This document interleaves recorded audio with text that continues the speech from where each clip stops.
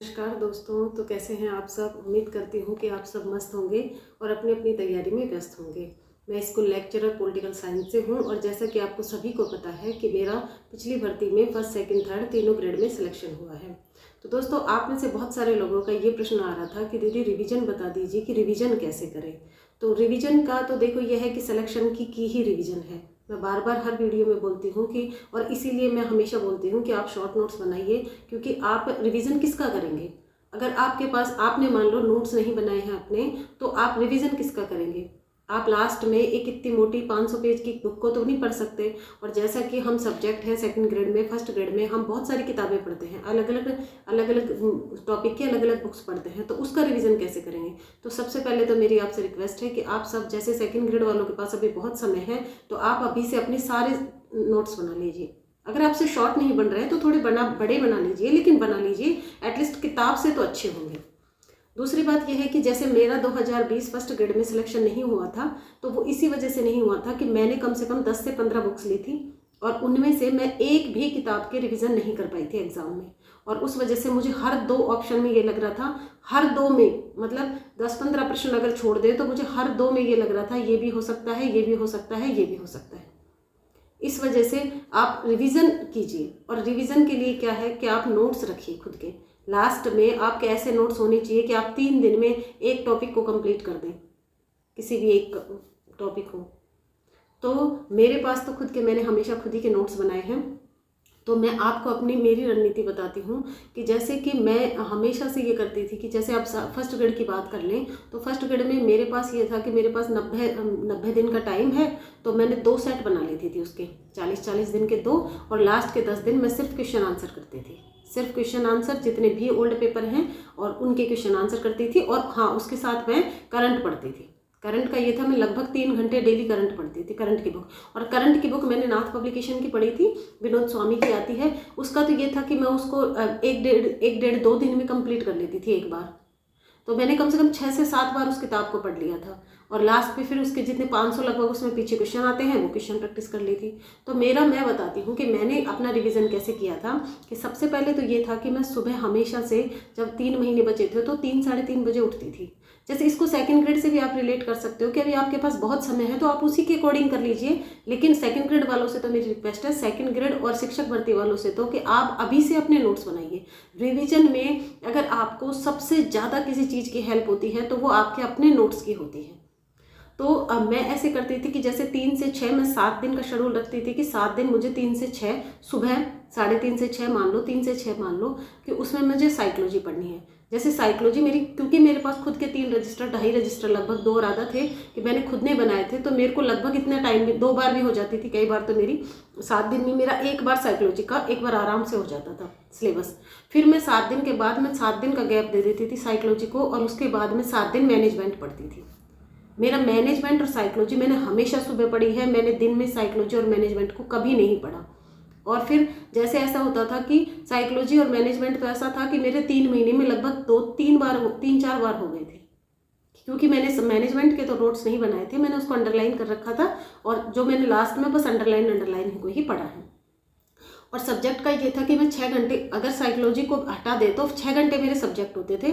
सुबह 9 से 12 मेरा सब्जेक्ट होता था, और मेरा 3 से 6 भी मेरा खुद का सब्जेक्ट ही होता था। फिर शाम को मेरा हमेशा ऐसा होता था कि जो 8 से 12 का समय होता है, आज शाम को रात को 8 से 12, वो मैं हमेशा जीके को फर्स्ट पेपर को दिया करती थी। फर्स्ट पेपर में, अब आप देखिए, फर्स्ट पेपर में इतना जोर नहीं आएगा, क्योंकि मैनेजमेंट आप सुबह पढ़ लिए, करंट आप अभी पढ़ नहीं रहे हैं। और मुझे इसलिए फ़ायदा हो गया था कि इंग्लिश, साइंस और मैथ को मैंने पढ़ा ही नहीं, 3 को तो इसलिए अब कितने से सब्जेक्ट बचे, राजस्थान जीके बचा, कल्चर, इतिहास और ज्योग्राफी, और भारत का इतिहास बचा। पॉलिटी मेरा खुद का सब्जेक्ट है, तो मुझे इतनी दिक्कत नहीं आई। और रीजनिंग बची थोड़ी बहुत, और हिंदी, अपन तो हिंदी तो पढ़ते ही रहते हैं। तो ये मेरा शेड्यूल था। आप 40-40 दिन का सेट बनाइए, और आप ऐसे अपने आप को बांधिए मत कि मान लो आपने किसी टॉपिक, जैसे कि मैं पॉलिटी की बात करूं, तो पॉलिटी में ऐसा हो गया कि जैसे थिंकर्स हमको 7 दिन में करने हैं, तो ऐसे अपने आप को बहुत ज़्यादा उसमें बांधिए मत कि 7 दिन में नहीं हुए तो क्या होगा। प्रेशर तो लेना ही नहीं है। विदाउट प्रेशर आप 7 दिन पढ़िए, और अगर 7 दिन में नहीं होता है तो 8 में हो जाएगा। और फिर ऐसे रखिए, मेरा तो ये शेड्यूल होता था कि मैं किसी भी चीज़ को 7 दिन पढ़ती थी, 2 दिन उसके रिविज़न करती थी। 2 दिन आप फिर उस चीज़ को, और कुछ भी मत उठाइए, 2 दिन आप वो पढ़िए जो आपने 7 दिन में पढ़ा है। 40 दिन में मैं गारंटी ले रही हूँ, इस हिसाब से विदाउट प्रेशर आप पढ़ते हैं तो आपके सारे के सारा सिलेबस 90 दिन में 2 बार सिलेबस हो जाएगा। अब देखिए 40 दिन में 2 बार, अब आप देखिए टाइम सबका होता है। जैसे मैं 12-13 घंटे निकालती थी, जरूरी नहीं है कि कोई और भी 12-13 घंटे, हो सकता है कोई 15 घंटे निकाल रहा हो सकता है कोई 10 निकाल रहा हो, तो वो आप मैनेज करिए टाइम का अपना। मैंने कैसे रिवीजन किया वो बता रही हूँ मैं। तो मेरा ऐसा था कि जैसे कि 40 दिन में आराम से मेरा बहुत अच्छे से मेरा रिवीजन हो जाता था, कोई ऐसा प्रेशर भी नहीं पड़ता था। और फिर लास्ट के जब 10 दिन बचते थे तो उसमें मैं सिर्फ और सिर्फ क्वेश्चन करती थी। अब आप कहेंगे कि क्वेश्चन से क्या फ़ायदा है, तो क्वेश्चन से ये फ़ायदा होता था कि जैसे आप क्वेश्चन वो कीजिए जो एग्ज़ाम में आए हैं। तो मैं ऐसे करती थी कि जैसे मैंने मान लो क्वेश्चन किया और मैं कहीं अटक रही हूँ किसी क्वेश्चन में, तो उसी टॉपिक को मैं तुरंत अपने नोट्स खोलती या बुक खोलती और पहले उस टॉपिक को कंप्लीट पढ़ती कि ऐसा क्यों हुआ कि मुझे 2 ऑप्शन में दिक्कत आ रही है, या ऐसा क्यों हुआ कि मुझे ये चीज़ समझ में नहीं आ रही है, चाहे किसी भी सब्जेक्ट का हो, चाहे फर्स्ट पेपर का हो, चाहे सेकंड पेपर का हो। तो ये आपको बहुत ज़रूरी है। अगर आप क्वेश्चन प्रैक्टिस नहीं करेंगे तो आपको पता कैसे चलेगा, ऐसे तो पढ़ते रहो पढ़ते रहो पढ़ते रहो, आपको पता कैसे चलेगा कि क्वेश्चन कैसे बनता है इस टॉपिक से। तो उसके लिए आपको क्वेश्चन प्रैक्टिस करनी पड़ेगी। और क्वेश्चन प्रैक्टिस हमको ये सिखाती है कि इस टॉपिक से ऐसे प्रश्न बनेगा। मेन बात ये है, मेरी ये स्ट्रेटजी रही है पूरे 3 महीने कि आप लास्ट के 10 दिन सिर्फ करंट पढ़िए।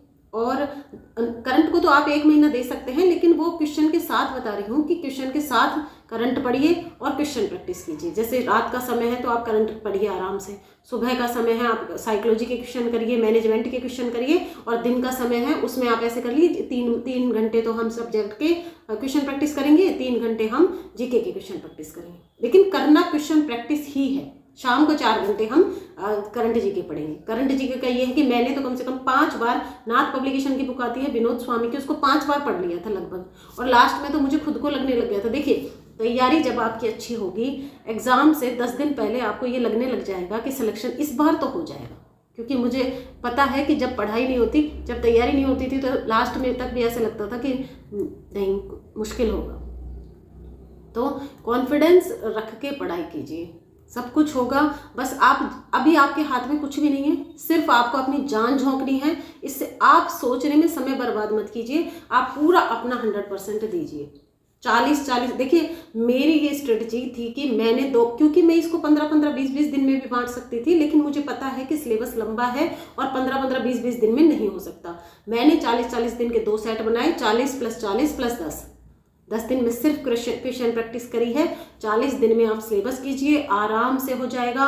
5 घंटे अगर शाम के सब्जेक्ट को देते हैं, जो आपके बहुत ज़्यादा फेवरेट सब्जेक्ट हैं उसको थोड़ा कम समय दे दीजिए, जो आपको बिल्कुल नहीं आ रहा उसको ज़्यादा दे दीजिए। मान लो आपका सब्जेक्ट खुद का सेकंड पेपर बहुत ज़्यादा स्ट्रॉन्ग है तो आप फिर जीके को ज़्यादा समय दे दीजिए। लेकिन हाँ, ऐसे जरूर करना है आपको कि 7 दिन एक टॉपिक को पढ़ने के बाद 2 दिन उसको रिवीजन करना है। नहीं तो दिमाग की कैपेसिटी इतनी नहीं है कि पहले दिन जो चीज़ पढ़ी वो 8वें दिन आपको याद रहेगी, बिल्कुल नहीं रहेगी। आप 8वें दिन से भूलना शुरू कर देते हैं। हमारे दिमाग की ये स्थिति है, सभी के साथ ऐसा होता है। 8वें दिन से हम धीरे धीरे चीज़ों को भूलने लगते हैं। तो मेरी आपसे हम्बल रिक्वेस्ट है कि लास्ट के 2 दिन, 7 दिन पढ़ के लास्ट के 2 दिन आपको रिविज़न करने हैं। मेरा तो यही तरीका था, हो सकता है आप लोगों का और भी अच्छा तरीका हो कोई, लेकिन मैं तो ऐसे ही पढ़ती थी। 7 दिन पढ़े 2 दिन रिवीजन, 7 दिन पढ़े 2 दिन रिवीजन।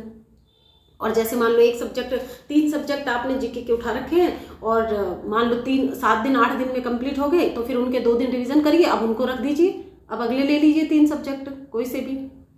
5 घंटे 5-6 घंटे में इतने तो आराम से हो जाते हैं। और समय आपको बढ़ाना पड़ेगा। मान लो आप 6-7 घंटे, अभी तक 6-7 घंटे ही पढ़ रहे हैं, तो फिर स्थिति खराब है। रिवीजन कीजिए, रिवीजन कीजिए, रिवीजन कीजिए। सिलेक्शन की सिर्फ और सिर्फ रिवीजन है। जितना अधिक जिसका रिवीजन होगा उतना ही वो सिलेक्शन के करीब होगा। मेरा तो यही तरीका था।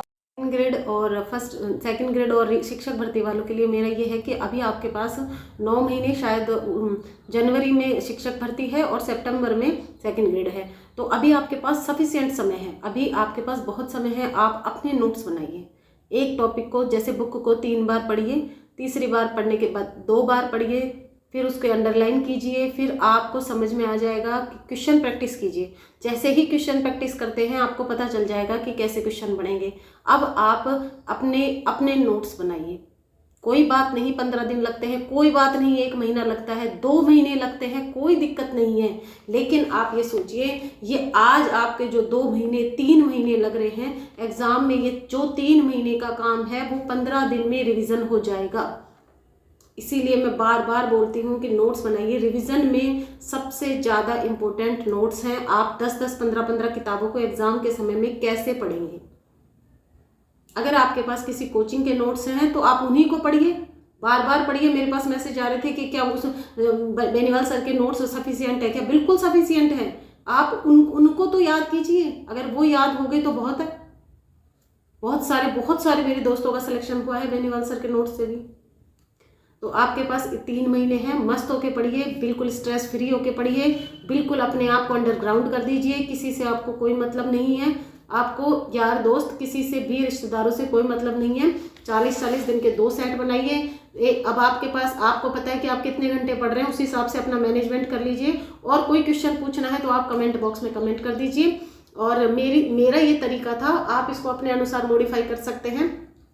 और चैनल को सब्सक्राइब नहीं किया है तो सब्सक्राइब कर लीजिए। और कौन सी वीडियो अभी आपको जिसमें आपको दिक्कत आ रही है तो वो मुझे बता दीजिए, मैं उसके ऊपर वीडियो बना दूंगी। और बस तैयारी करते रहिए, मस्त रहिए, व्यस्त रहिए और स्ट्रेस फ्री रहिए, कॉन्फिडेंस रखिए। मैं बार बार बोल रही हूँ, सारा खेल कॉन्फिडेंस का है। आप ये सोचिए अपने मन में कि सिर्फ ये लास्ट चांस है, इसमें हमको हमारी पूरी जान लगा देनी है और सिलेक्शन लेके ही मानना है। तो बस तैयारी करते रहिए, समय का सदुपयोग कीजिए, 1 मिनट भी आपका वेस्ट नहीं होना चाहिए। और रात को जब सोएं तो एक बार मनन जरूर कीजिए। मान लो 2 घंटे साइकोलॉजी पढ़ी है, अगर उसमें से आपको आधा भी, कुछ 15, 20, 25 मिनट का भी कुछ याद आ रहा है तो मनन जरूर कीजिए। कुछ काम कर रहे हैं, घूमने गए हैं, चाय पी रहे हैं, तो एक बार जो पढ़ा है उसको मनन कीजिए, बार बार उसको रिकॉल करने की कोशिश कीजिए। आप खुद देखेंगे कि जो आपने मनन किया है, जिसको आपने रिकॉल किया है, वो टॉपिक आप कभी नहीं भूलेंगे। मेरा तो यही तरीका था। और आपको कुछ पूछना है तो कमेंट कर दीजिए। Thank you very much.